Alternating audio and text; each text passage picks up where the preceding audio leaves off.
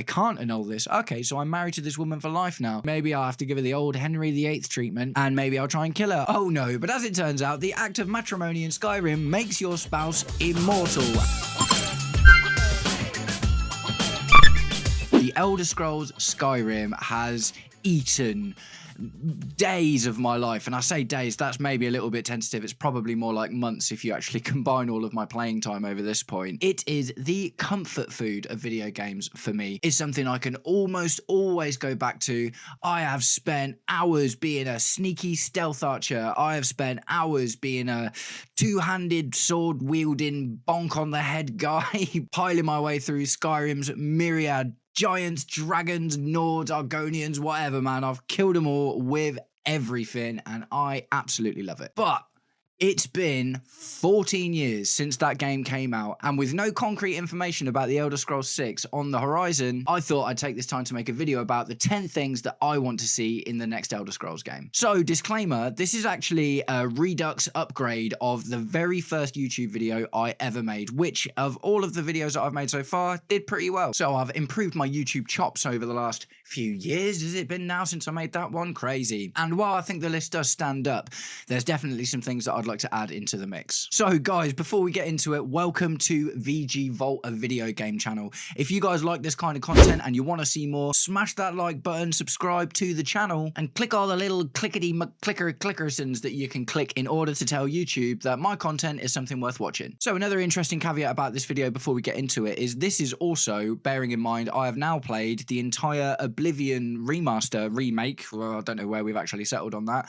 but ultimately it's shown us some things that they definitely will be able to do in the future and why they work so well in these kind of games. I hadn't actually played Oblivion before the remake came out, so I feel sufficiently knowledged up in order to tell you about 10 things that I think the next Elder Scrolls definitely needs. Without further ado, let's get into my list. And we'll start with number 10, better combat. So that's an obvious one, isn't it? At the end of the day, there have been enormous improvements in video game combat since Skyrim came out, in first-person games and third-person games, and obviously what this has seen in this period is the dramatic rise of the Soulsborne genre as well. Now, before I get too far into it, I'm not saying that Skyrim should definitely have like Soulsborne combat, but at the same time, it shows you that modern video games need better combat mechanics in order to stand up with their contemporaries. So as far as I can see, Skyrim's combat needs to be faster, dynamic, and more responsive. And after the thousands and thousands and thousands of hours of holding one button to block and then hitting another one to attack, and there not being a huge amount that you can do in between. I know it's got the power moves and that, but you know, the controls is a bit weird, isn't it? Like hold the left one here and go over there and whatever.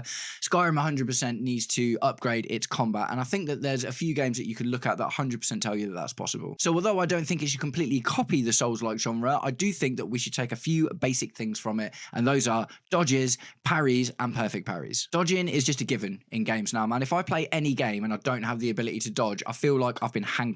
I feel like, this thing's coming at me, it's fine, I can press the dodge button, but no, I can't. I've actually just got to turn around and run away, or kind of weirdly, awkwardly try and jump out of the way, which almost never works anyway. Dodging has 100% got to be in the next Elder Scrolls game. Now, it was in the Oblivion remake. Now, you can tell me this in the comments. I don't know if it was in the original Oblivion or if this is something they added in, but when you got your agility, I think it was, to a certain point, you were able to hold block and press a button which allowed you to dodge out of the way. It was a little bit clunky, to say the least, but it was there, and I would rather take something over nothing. Dodging is such a massive part of how to make combat dynamic now, because you know, some enemies will require blocking and parrying as a thing, and some enemies will be too fast and you're just better off dodging them. And also, like, there's a difference. The Witcher 3 is a good example, you know. You couldn't parry monsters, but you were best off parrying people. So you're better off dodging monsters, parrying people. That was kind of the thing. And that makes you approach each combat situation with a little more nuance, doesn't it? And you actually got to ignite some of those brain cells to figure out what you're going to do, rather than just smash, smash, smash, smash, smash. And that works absolutely fine, because I've spent hours breaking the game's crafting systems in order to make weapons and armor that are far too strong. Archery, 100% needs to be improved. And I say that I love archery in Skyrim, man. I absolutely loved it. I love how simple it was, right? And stealth archer is 100% my go-to if I start up a new Skyrim game. After all of the playthroughs that I've done, if I ever feel in the mood to play a Skyrim run through again, or even just for a couple of hours or whatever, I will instantly start building a stealth archer.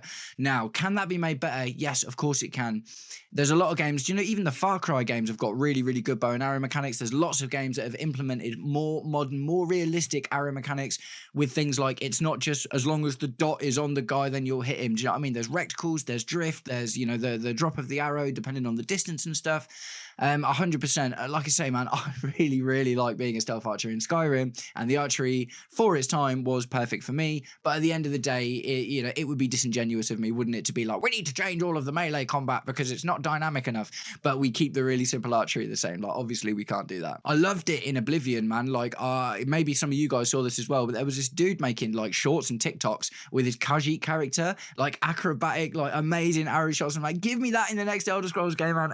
It was so good. I absolutely love it. That's 100% what I want to be able to do. And that brings us to magic. Now, truth be told, I can't really speak on magic very much because although I have played a couple of magic characters, just because you kind of have to if you want to try everything out, never really tickled my fancy or scratched my itch for whatever it was that I like about these sort of games, man. So mage combat is never really my go-to either. I like things like, what I would love to be able to do is, okay, give me like a spell so I can put an elemental thing on my weapon instead of enchanting it. Do you know what I mean? It's like on the fly sort of things. These are the sorts of things that Soulsborns also do quite well. Like, I've platinumed Elden Ring. I absolutely love that game, and I love being able to put bleed magic on my sword or put flame magic on my sword, and it gives you like 100% loads more options if you even without being a really magic driven character, being able to just specialize in some little bits of magic. So like that would be pretty cool. But as for full on mage combat, you guys will have to tell me what you want in the comments, because I never really dive enough into the art of sorcery in order to really know what I'd want to see from it. So with combat out of the way, let's move on to number 9 on this list, and it's a simple one but a big one. It is more immersion. I don't just want to play the next Elder Scrolls game, I want to live in it. I literally need to escape this absolute mess of a world that we live in at the moment, where everyone is screaming at each other all the time and life is generally pretty hard, and I just want to go and live in a hut in a fantasy world, fighting orcs and goblins and dragons and crafting and all this, that, and the other. Like, literally, just get me out of this world and let me live in the next Elder Scrolls game. And there's a few ways you can go about that, man. So a really subtle and simple example is fast travel, right? So one of the things that is good and bad about these games as they are right now is the ease of which you can activate and utilize fast travel. Even easier in Oblivion than it was in Skyrim, because as far as the Oblivion remake goes, you didn't even need to have traveled somewhere in order to be able to fast travel there. Some games like The Witcher did it okay, where you have to get to a fast travel point. You can't just fast travel from anywhere, and most of these games don't let you fast travel from inside. But apart from that, none of that's really immersive. Fast travel in itself isn't immersive, is it? Like Zelda, Breath of the Wild kind of did it okay, I think, just because there was some sort of lore explanation with your tablet being on you, and you vanish into this blue ethereal magical mist, and then you reappear somewhere else. Like, okay, maybe there's something in there, but for the most part, fast travel is just a bit of an immersion breaker, isn't it? So here are some suggestions of what I think we could do. So for your general character, right, for your warriors, your assassins, your stealth archers, your rangers, like whatever, I think you have to pay for fast travel points, right? You can't just fast travel from anywhere. Take that away from me, because if you don't take it away from me, I will use it, and I will use it until the cows come home, and I will use it because I often take the path of least resistance, right, when it comes to video games. But that doesn't mean I don't appreciate it when it isn't there. So a really good example of this is Dragon's Dogma. What I loved in Dragon's Dogma, and it's a subtle thing, you have to get a cart to fast travel somewhere. You can get the crystals and stuff, but we'll come onto that later. But the basic fast travel mechanic is you have to get these ox carts. Do you know what I mean? You have to get in one, and if you get in the ox cart, the further you have to go, the more chance you have of being attacked on the road. That right there is immersion. Do you know what I mean? It's like there's a risk reward factor to fast traveling. It's like, do I just take the long route and fight people along the way anyway, or do I try and go for the fast travel, which I've got to pay for, but I might end up getting into a fight or something? Absolutely love that, man. It's not a massive risk and it's not a huge reward, but it's just something else that's in there, isn't it? Maybe you could do things like, okay, so there's a cart system, right? Okay, maybe you have to pay for that, and at the beginning of the game it's very expensive.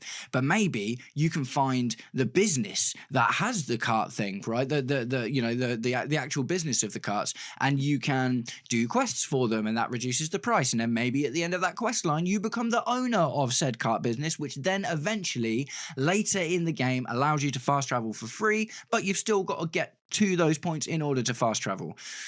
Now, I wouldn't even necessarily completely eradicate the idea of instant fast travel, but I would make it something you have to earn, right? So let's talk about mages. Yeah, again, didn't really play a huge amount of mage stuff in Skyrim in general, and to be honest, not generally in fantasy games. It's not my normal go-to.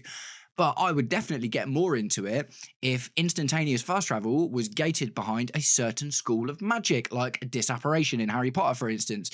Maybe you have to reach a certain level and then you can, bam, vanish, bam, and then reappear only at the cost of some mana. Maybe it's a power you can only do once a day. I'm going to get back into that in a little bit. The whole once a day power thing kind of drives me up the wall. But at the same time, it's like there's an idea. Do you know what I mean? It's like you can be rewarded by being a mage in a different way than you can be rewarded by being any other class, with the ability to attain that instantaneous fast travel that, as far as all the Elder Scrolls games have given you so far, has just been there. So that's just fast travel, right? Like, I could talk about this stuff all day, man. I could literally talk about this stuff all day. But let's talk about some other things, right? So faction armor, do you know what I mean? So let's take the Imperials and the Stormcloaks, for instance, right? Maybe if you're wearing Imperial armor and you walk into an Imperial camp, everything's hunky-dory. But maybe you're an Imperial and you walk into a North camp and everyone gets mugged off and starts attacking you, even if they don't know who that you are, because just of what you're wearing. Maybe you need nice clothes to get into castles. Maybe if you're dirty, you can't just run around talking to people and getting quests. This is a thing that a few games have done. Maybe you just walk up to someone, I'll take a quest from you, and they're like, mate, you're a bit grim, aren't you? How about you go and give yourself a wash, you dirty bugger, before you come and talk to me? It's the little simple things, isn't it, man? And it's like, these things that I'm suggesting aren't exactly really like graphically heavy or development heavy things. They're just small ideas that you could implement that just immerse you in the world a little bit more. I guess the problem with this immersion thing in general, right, is like, I'm a guy that absolutely loves immersion, but if you're a guy that doesn't have time for immersion, do you know what I mean? If you've got kids and a family and you only get a few hours to game, you know, in the evenings or whatever, maybe that stuff doesn't work for you. So maybe it's a mode thing, I don't know. But for me, when I play a game like Skyrim, or when I play such a massive, massive game like that, or Oblivion, like, I want to be immersed in it. I want every step to mean something, and these little things go a very, very long way to making that happen. So, moving on to number 8, customizable weapons and armor. So, this is a very, very simple one, and one that lots of games have done since. So, what Skyrim did really well is the crafting system in general, right? The blacksmithing system, awesome, absolutely love that. Having to go out and mine all of these different materials, or buy all of these different materials, and level up your smithing skill to unlock different kinds of things. Yeah, wicked, that was all really good. 100% they can build off of that. But what I would like to see, and mods have definitely, even the Creation Club stuff has shown you, is like very different variations on the same sets of armor just scratch an itch, don't they? It's just like, oh, do you know what? I want a Daedric armor, but I want a light version, or I want my helmet to look a little bit different, or I want my sword to have a slightly smaller hilt.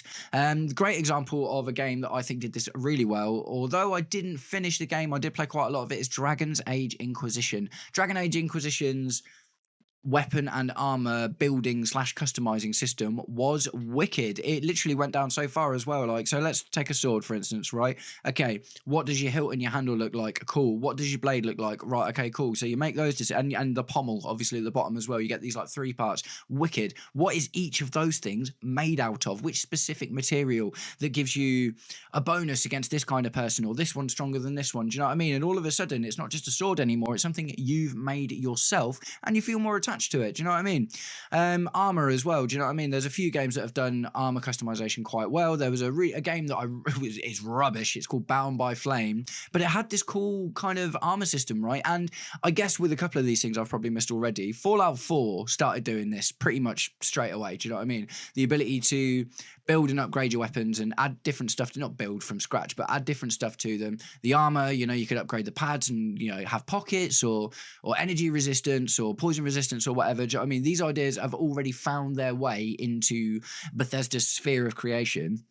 So I absolutely think they should double down on it and go in on the weapons and armor customization on this game, because again, if I'm going to spend all of this time making the guy look like I want, it doesn't feel like a massive undertaking in order to allow us to make those few subtle little small changes that just make it feel a little bit more like us. Number 7, better companion system. Faendal, my old friend. How many caves we've conquered and dragons we've slain, and I've taken that guy everywhere, man. He doesn't even level up that much, do you know what I mean? But I took him everywhere. Faendal was hands down my favourite companion in all of Skyrim.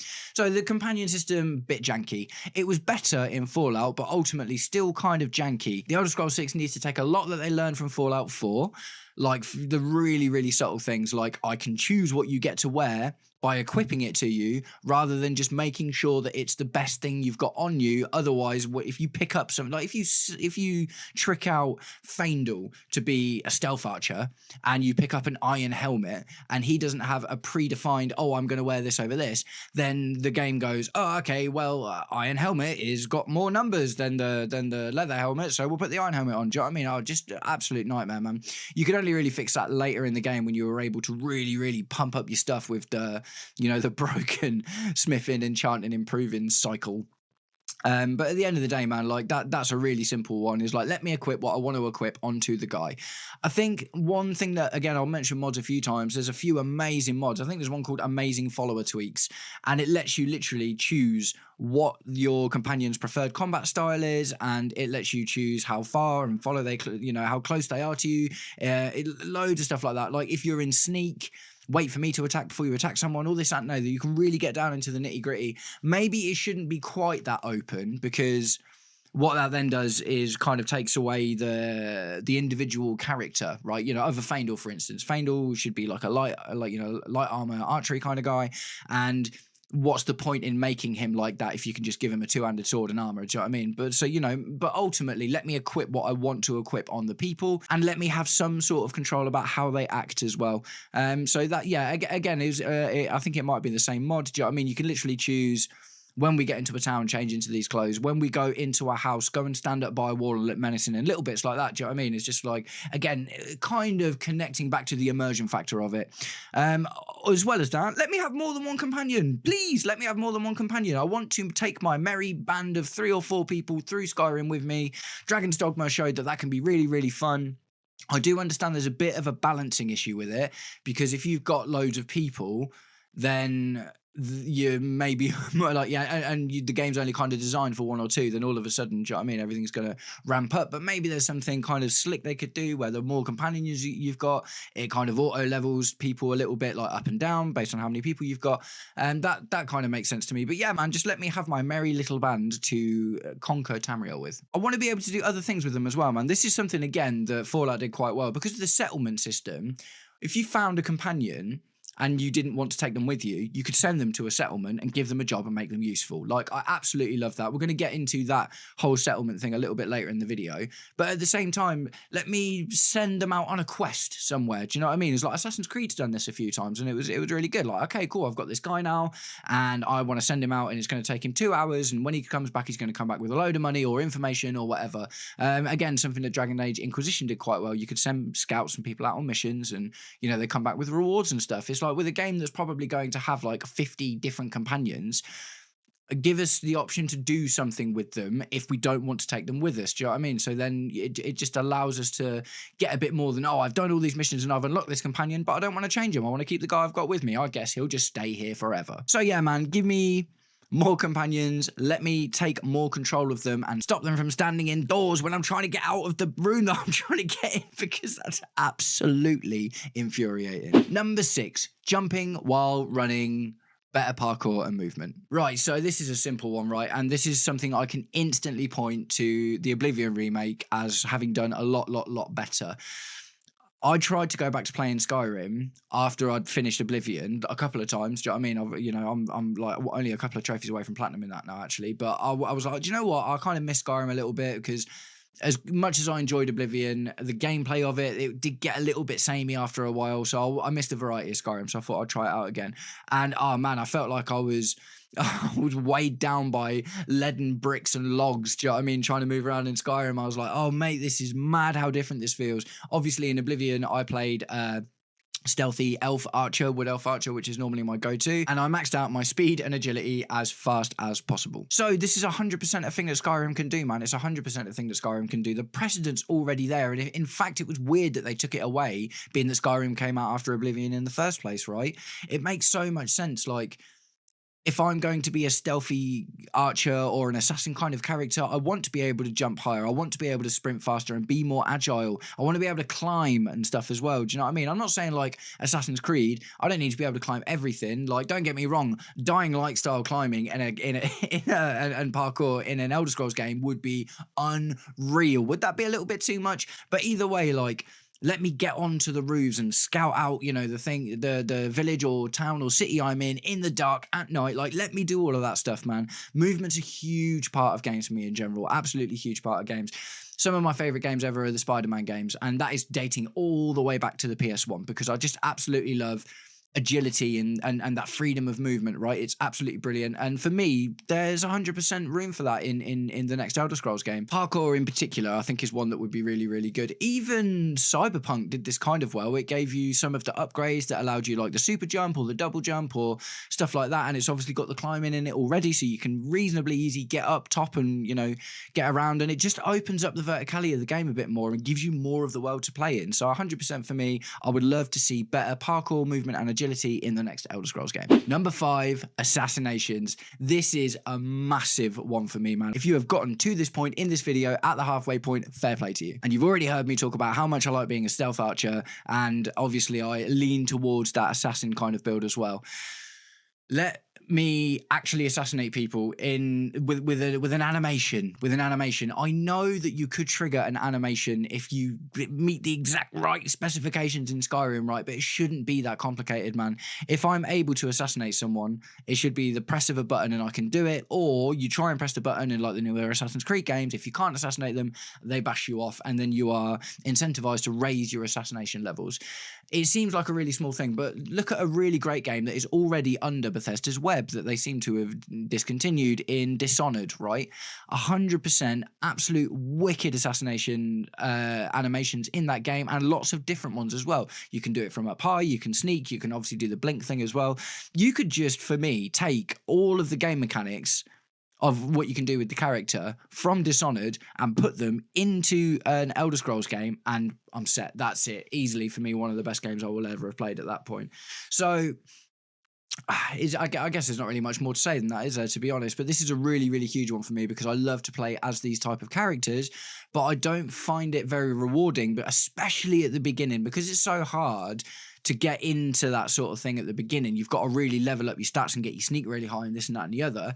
You just spend ages like being bad at it and then getting into fights anyway. So you're like, well, I might as well just level up my bonk stats. Do you know what I mean? So, you know, give me slicker assassination options, a stealth perk tree or something like that. But definitely 100% assassination animations is a must for me in the next Elder Scrolls game. What I don't want to do is just be crouching with me little knife and then walk up to a guy and then go like that and he falls over. Number 4, better vampires and werewolves. Vampires have been in Elder Scrolls game for a while. Werewolves was new to Skyrim. Both were cool, but you weren't really incentivized to play that way. Do you know what I mean? So werewolves maybe a little bit less. If anything, I found the vampire system so frustrating, man. It is bonkers, bizarre to me, absolutely mad that the vampire system in Skyrim is like, the more you drink, the less vampiric you become. Surely that is 100% the other way around, that it should be some sort of thing. If you drink this much, then you stay looking reasonably normal. If you drink this much, you move into the next one. If you drink this much, so the more you drink, the more vampiric you become. But you have to keep drinking in order to stay alive, because that's general vampire stuff, right? And again, it plays into the parkour stuff, and the movement and agility. Like, if you're a vampire, you want to feel like that is better than being a person, not just, oh, now I take more fire damage and I can, you know, I can brainwash some people and that. For me, being able to be a vampire is an awesome role-playing option, as well as werewolf as well. The werewolf thing for me, I sort of mentioned it a little bit earlier in the video. The once a day thing, man, I don't know if this is an Elder Scrolls trope, isn't it? It's just something that they seem to do, but they're like, this power can only be used once a day. And I know you can get like the Ring of Hercene and unlock multiple, but I mean, it shouldn't be that hard, man. It shouldn't be that hard. And also, the now, I guess the thing is, what I'm just about to say kind of breaks my want for more immersion as well. But I do find it quite irritating that when you transform into a werewolf, you can't pick stuff up. I guess that would be less of a problem if you could transform back straight away, knowing you could then transform again. But when you can only transform once a day and you clear out a thought in your werewolf mode and you're like, right, cool, I want to go around and loot everything now. Oh, okay, let's detransition and then get everything. And then the next time you want to be a werewolf, you've got to either play the game for an entire in-game day or just wait, literally wait like 24 hours so you can transform again. It just seems pointless when you put the mechanics in the game in order to bypass the barriers that you put in front of it. Like, what's even the point in the once a day thing, man? And better perk trees, man. Better perk trees 100%. Again, they did obviously try and sort that out a little bit with the Dawnguard DLC, and it was better, but I want it to feel like more immersive, man. I don't necessarily, being a werewolf or a vampire doesn't have to, like, you know, I didn't care about the vampire lord. Do you know what I mean? It's like we already had the werewolf transformation. I didn't need a vampire lord transformation. I just wanted being a vampire to be less rubbish. So that's an easy win for me. And I'd like to know what you think about that one in the comments, guys. Because, you know, there's games coming out soon like Bloodline 2, the vampire game, the Masquerade, Blood Vampire Masquerade. Tell me in the comments what that game is, because I've forgotten it. It's going to absolutely drive me nuts. But yeah, tell me, you know, I'd love to know what you guys think about the vampire werewolf situation. If you ever actually enjoyed playing as or role playing as a vampire or a werewolf in one of these games, because for me, it was just like, it just made the game less fun and just a bit annoying. Number 3, light survival mechanics. Relative emphasis on the light, but the option to make them more intense maybe should be there as well. Survival games are massive now, man. Games like Ark and Conan and, do you know what I mean? Obviously, Power World's absolutely huge now. I've played a couple of games recently that I love called Medieval and Sengoku Dynasty. They're absolutely brilliant. I think some of these mechanics are just intrinsic to making a game like this good now. And I'm not so much thinking about, you know, there's hunger and thirst and this, that, and the other. Yeah, okay, maybe a little bit of them is cool. But the main thing for me is like, right, okay, I'm out in the wilderness and I'm hunting or I'm looking for someone. I'm really far away from the nearest town. And this goes back into my fast travel thing, by the way. And now I can't just fast travel from anywhere if that's the thing that we have. So it's going to be a cold night, and if the temperature drops too low or I leave myself exposed or whatever, okay, so what can I do? Oh, I know. I can pick up this stone and this stick, turn it into an axe, chop down a tree, make myself a campfire and a tent with the branches and the skin of a deer that I've just hunted, and then I've got myself a little campfire, a little campset, and now I can cook here, I can rest here, I can level up here, or I can pass the night by sleeping. Things, or it just makes it so much more, again, immersive. It kind of links into the immersive thing, but specifically with the survival mechanics. I think that keep them light, because if you make them too heavy, then it will put most people off. Do you know what I mean? Most people don't buy an Elder Scrolls game in order to play Ark. Do you know what I mean? They want to play Elder Scrolls. But, and I know one of the most popular mods, isn't it? The survival mod's one of the most popular ones. And for me, the survival mode was a little bit too harsh.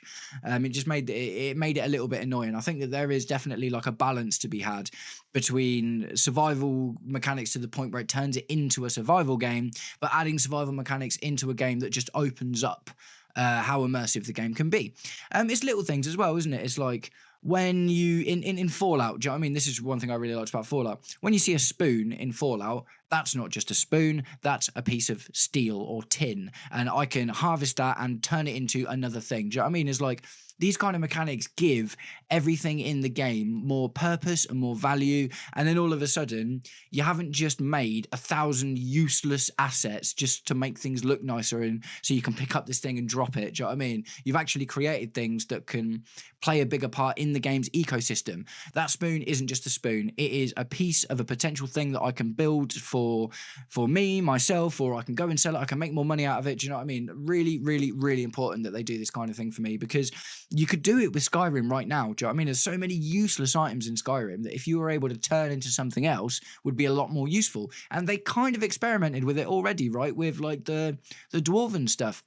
You go out there and you get a large Dwemer strut, and that is going to turn into what, like 2 or 3 dwarven ingots, which is something you can then use to craft dwarven bows, which is then something you can sell and make a load of money out of and level up your stuff. And that system, I loved that system in Skyrim. And in the next Elder Scrolls, I think they just need to go in on those kind of systems en masse. Number 2, this is a short and really specific one, but number 2 is divorce, right? Matrimony in Skyrim is a good idea. For instance, one of the, quite a few of my games, I would always set up in Riverwood straight away. I would always marry the girl that Faendal likes because she lives in the shop, and then I would take the shop as my home, and then for the first however long until I was able to build my own house or to afford somewhere else different, I would have a base where I could keep things, and there was a shop downstairs, and obviously your wife is a shop as well, this that, and the other. That's all really cool. One of my other Skyrim games, I found out that there is one woman in the entire world that can grow nirnroot, right? So I'm like, okay, cool. Can I marry this woman? Yes, I can. So I go and do that. I marry the woman, the dark elf lady, who can grow nirnroot. Wicked. Okay. I get back and she's really mean and testy and a bit, just a bit grouchy. And I'm like, I'm not really feeling this, man. The nirnroot thing is pretty useful, I think, but I'm going to be coming back here a lot. Do you know what I mean? And she's just kind of ripping me all the time. So I'm like, okay. So, okay, cool. How do I annul this? Oh, wait, what? I can't annul this. Okay, so I'm married to this woman for life now. Okay, that kind of sucks because there's other options out there. Okay, maybe I'll have to give her the old Henry VIII treatment. And maybe I'll try and kill her. Oh no, but as it turns out, the act of matrimony in Skyrim makes your spouse immortal and she can't die. So you can't divorce her and she can't die, and unless you've got access to mods, you're stuck there forever. Sometimes relationships don't work out, Bethesda. Just saying, man, just saying. Right, guys, and this is it. This is the last one, and it's a big one. It's number 10, Tamriel Dynasty. Let me build a town. So quite recently, I mentioned it once and tried not to get too into it at that moment in this video already. I have just started playing Medieval and Sengoku Dynasty. I play Medieval Dynasty with my partner, and we've got a little medieval village that we're building together. And I generally play Sengoku Dynasty on my own. Mate, these games are wicked, man. These games are so good. Literally exactly the sort of thing that I've been wanting in an Elder Scrolls game for the longest time. And the entire game is like 10 gig. Do you know what I mean? So are you telling me we can't fit 10 gig worth of mechanics in? I mean, and that's with all of the assets and stuff as well. And that's, you don't need those assets because you already have them in the game. So it's probably like half of that. It's probably the game mechanics probably amount to like 5 gig. Do you know what I mean? Oh, mate, let me have Medieval Dynasty in Skyrim. Like, I want you to take these two games and smush them together so I can pick a spot somewhere, build a house, find villagers. I was talking about like companions and stuff earlier, like send them back to my village, get them working, meet other people out in taverns and on the road, save people in dungeons. Do you know what I mean? Maybe even kill a bandit or fight a bandit, and instead of killing the bandit, maybe he has a chance to surrender at the last minute, and you can be like, I'll tell you what, mate, come and join my village, I've got a job for you to do. And then you can expand this village into a town, and then maybe the town into a city. Oh, mate, absolutely let me do this, man. Absolutely let me do this. That, hands down, without any of the other changes that I've mentioned, if they add this kind of mechanic into the next Elder Scrolls game, that would be my favourite game of all time. Hands down, easy, no question asked. I don't know what it is. Like, for instance, Fallout, and the reason I've got some hope for this is because of what we've seen in Fallout already. So my issue with Fallout is I am not an architect. Do you know what I mean? I don't know how to build houses. I'm not very good at designing and structuring, but I find it a lot more therapeutic and fun to put a city together. Do you know what I mean? If I can, like, all right, I'll build one building there, I'll build a little road here, this, that, and the other. I don't need to be able to place every single individual wall. You can make all of the prefabs for me, that's fine. But mate, let me build a hut.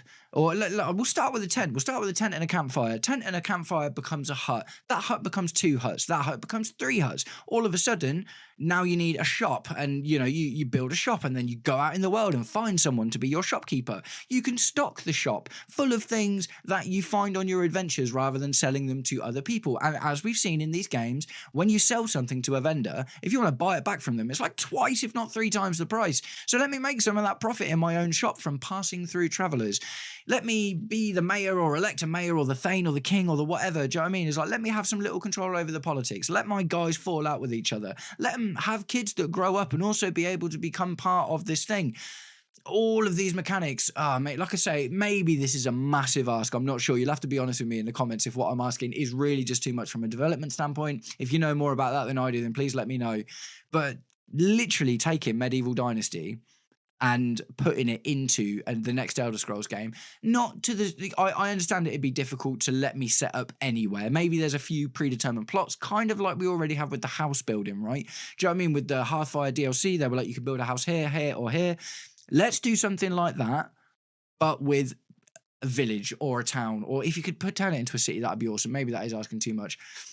But I would absolutely love that, man. I remember when Assassin's Creed Valhalla was coming out, they were like, oh yeah, you get to build your own town and that. And I would really, really love the idea, but it was just a bit lacking, man. You know what I mean? There was a lot of promise that didn't really deliver that much. For me, I always like to have a home base, don't get me wrong. Like, having a home base is really important. But man, let me build it. Let me build it. I'll go out and I'll build the first few huts out of trees that I've chopped myself and all this, that, and the other. That's absolutely fine. And the thing is, you could make it optional. Do you know what I mean? You could 100% make it optional. It doesn't have to be this big, massive mechanic that gets you through the game. Do you know what I mean? You could make it optional. If we're talking... Do you know what I mean? It's just, I don't know. I'm getting lost in this, really. I just desperately want this idea. Desperately, desperately want this idea. And that is it, guys. Those are the 10 things that I would really like to see in the Elder Scrolls 6 Redux, because this is a remake of my very first YouTube video, but I've got more quality, a little bit better presenting chops, and more ideas, right? So if you see this video and you've got ideas for stuff you'd like to see in the next Elder Scrolls, get them in the comments. If you disagree with any of my ideas about what you want to see in the next Elder Scrolls, also get them in the comments. Let's have a chat about it, man. Either way, the Elder Scrolls 6 is going to be massive, isn't it? One way or the other. I know there's a lot of people that are really worried because of what has happened with Starfield, and Bethesda have kind of sold out a little bit and this, that, and the other. I think Microsoft buying Bethesda might have been the thing that saved it, to be honest, because ZeniMax is the one that was pushing them towards all of this online stuff. And I think Microsoft will be more keen for them to just make a really good game, regardless of whether it's got multiplayer functions in it. Notice that being able to play with your friends isn't one of the things that I put in this list, because what I want out of this majoritively is a single player experience. If on top of all of that you can get your mate to come in there with you as well, yeah, wicked cool. But at the end of the day, let me know what you think, guys. Like I say, either way, the Elder Scrolls 6 is going to be massive, for good or for bad. Nice one, guys. If you made it to this point in the video, nice one, much appreciated. Don't forget to smash the like, subscribe to the channel for more content, and I will catch up with you all very, very soon. Take it easy. Peace.